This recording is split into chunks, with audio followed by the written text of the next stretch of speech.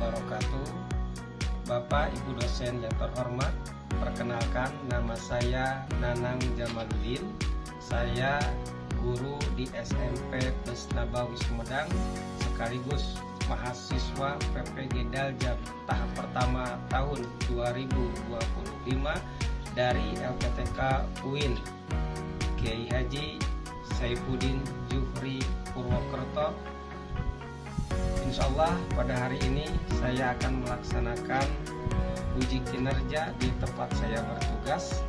Mari kita saksikan bersama-sama. Mohon maaf atas kekurangannya.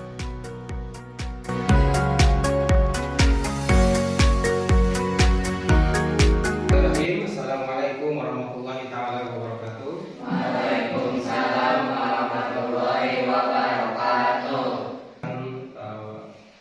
Mengulas sekitar tentang dinasti Ayyubiyah ya.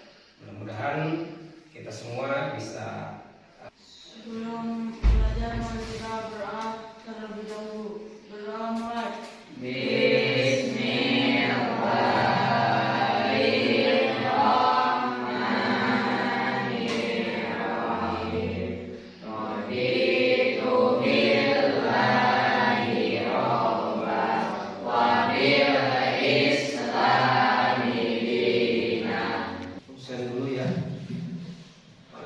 Iqbal, oke, alhamdulillah ya. Nah, semuanya telah hadir. Mari kita mulai pembiasaan kita di awal pembelajaran, yaitu pembacaan Al-Quran atau murojaah Al-Quran. Kita sudah masuk ke surah Ad-Duha ya. Nah, coba sekarang dibacakan surah Ad-Duhanya bersama-sama. A'udzu billahi minasy syaithanir rajim. Bismillahirrahmanirrahim. Wadduha wallayli idza saja. Ma wadda'a wa wajadaka dhallan fahada. Wa wajadaka. Oke, selanjutnya kita melanjutkan yaitu ke setoran hafalan dulu ya, untuk masing-masing hafalannya dipersiapkan. Insyaallah sekarang selanjutnya kita langsung ke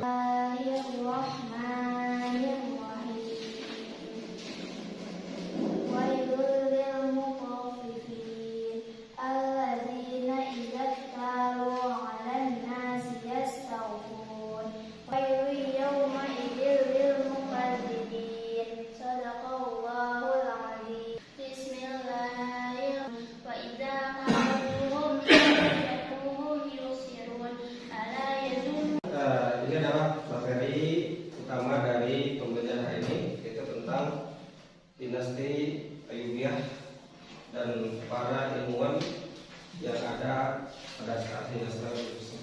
Dinasti Ayyubiyah itu didirikan oleh Salahuddin Al-Ayyubi, tepatnya di tahun 1171 di tempat tepat yaitu di daerah sekitar Mesir ya.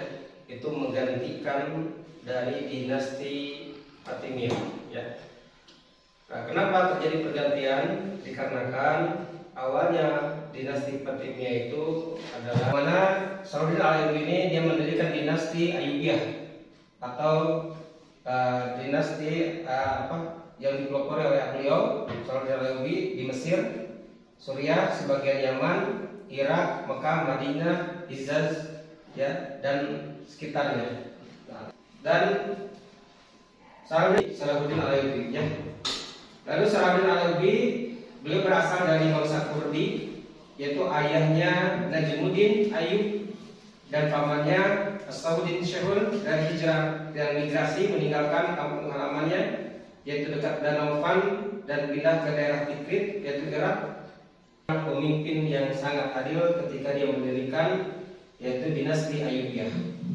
Maka dari itu ya, ketika pada daerah Mesir, Syria dan sebagainya, ketika didirikan dinasti Ayyubiyah, satu-satunya penggerak ya di daerah Mesir prestasi ya dari Salahuddin Al-Ayyubi. Pertama, Salahuddin Al-Ayyubi itu dikenal sebagai pembebas Palestina ya. Karena Salahuddin Al-Ayyubi dia adalah sebagai panglima. Yang kedua, Salahuddin Al-Ayyubi juga dia berkecimpung dengan perang salib ketiga ya, ikut dalam perang salib ketiga yang mana melawan secara rahasia. Akhirnya kedua belah pihak berdamai melalui proses negosiasi selama 1 tahun. Nah, dari kejayaan ya Salahuddin Al-Ayyubi, pertama ketika pembebasan Palestina, kedua di perang salib yang ketiga, di mana beliau dikenal orang yang sangat baik gitu ya, sehingga musuhnya pun beliau rawat sehingga sehat dan dikembalikan. Lebih dia meninggal dunia pada subuh hari Kamis tanggal 28 Safar atau 4 Maret 1193 Masehi dalam usia 57 tahun, ya di mahkamah yang terkenal ya di zaman Salahuddin Al-Ayyubi. Paling dia kuasai adalah tentang bagaimana rekonstruksi tentang otak ya, tentang kepala kita. Sehingga Abdul Latif ada Al-Qarafi, yaitu ulama fikih dan ilmu kalam. Nah, beliau sangat fasih di dalam ilmu fikih dan ilmu kalam. Nah, tadi Abdul Latif Al-Baghdadi, dia pengembang ilmu kedokteran yang mungkin dia pencetus pertama ya tentang bagaimana cara membedah otak kita gitu ya, membedah kepala kita.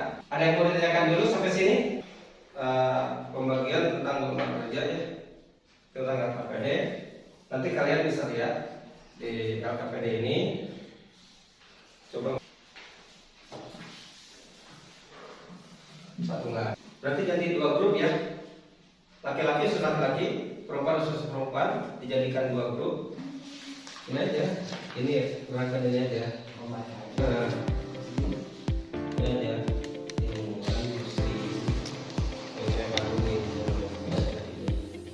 Kenapa? Karena ini seperti ini. Ya, reproduksinya kalian kurang untuk otak seperti ini. Jangan terprovokasi.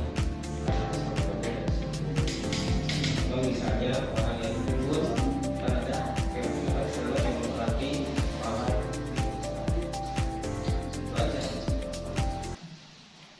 mau mempresentasikan tentang ilmuwan yang ada di dinasti Ayyubiyah, tentang keahliannya yang terasa.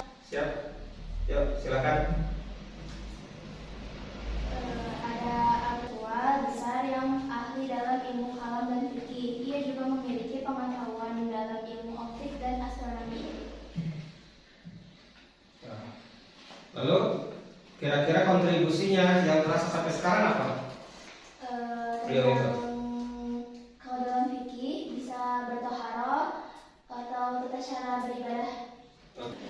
Bagus ya, itu ilmuwan yang terkenal di zaman dinasti Ayyubiyah yang mungkin terasa sampai sekarang ya, apa istilahnya, manfaat dari ilmunya, yaitu baik tentang optiknya sehingga kita mengenal teleskop dan sebagainya, ataupun ilmu fikihnya gitu ya, tentang taharah, kitab Abu Dawud dan sebagainya. Siap? Abdul Latif Al-Baghdadi namanya terkenal sebagai ahli anatomi pertama yang mendeskripsikan tengkorak kepala manusia dan tulang. Memprakarsai tentang pengenalan anatomi tengkorak manusia ya. Tengkorak manusia ini sangat-sangat presentatif ya, sangat-sangat unik gitu ya. Tidak hanya ada batoknya saja, banyak hal dalam kepala kita yang ternyata bisa dijadikan keilmuan ya. Nah, maka dengan adanya ilmuwan tersebut, kita jadi mengenal apa saja yang ada dalam kepala kita, dan dengan ilmu kedokteran yang lebih tinggi gitu ya, apalagi zaman sekarang, segala penyakit ilmu dalam kepala kita itu guna awalnya yang ditemukan oleh yaitu siapa? Al-Baghdadi ya. Al-Baghdadi, beliau yang menemukannya. Dan alhamdulillah sampai sekarang keilmuannya bisa kita terapkan di dunia kedokteran. Sekarang coba dibagikan.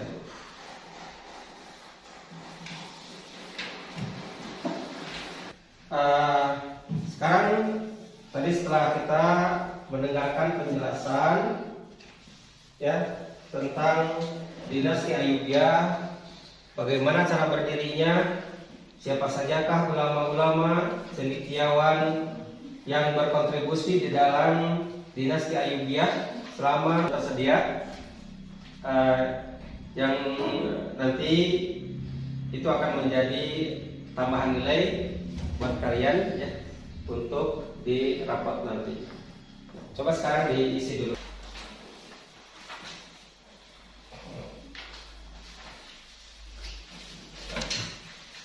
Sudah?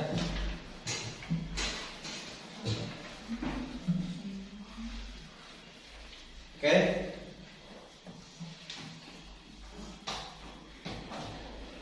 Jadi kesimpulannya, dinasti Ayyubiyah adalah dinasti yang terjadi setelah pergeseran ya dinasti Fatimiyah, yang mana itu berlangsung di daerah Mesir, Suriah dan sekitarnya. Dan para ilmuwan yang diantaranya tadi ada Al-Qurafi yang beliau fokus di bidang fikih, yang sehingga terkenal dengan kitabnya Abu Dawud, sampai ya beliau pencetus asal mula yang memprakarsai tentang bagaimana anatomi kepala manusia, sehingga kita mengenal berbagai hal yang ada dalam kepala kita dari beliau. Dan ilmuwan-ilmuwan yang lain yang semoga kita semua bisa mencontoh mereka gitu ya, menjadikan mereka sebagai suri teladan kita, menjadi acuan kita untuk menjadikan kita lebih bersemangat dalam belajar, untuk menjadikan kita lebih baik lagi ke depannya. Dan semoga apa yang kalian cita-citakan itu ya sejalan dengan apa yang mereka ya laksanakan. Oke, Bapak ucapkan terima kasih. Wassalamualaikum warahmatullahi wabarakatuh. Warahmatullahi wabarakatuh.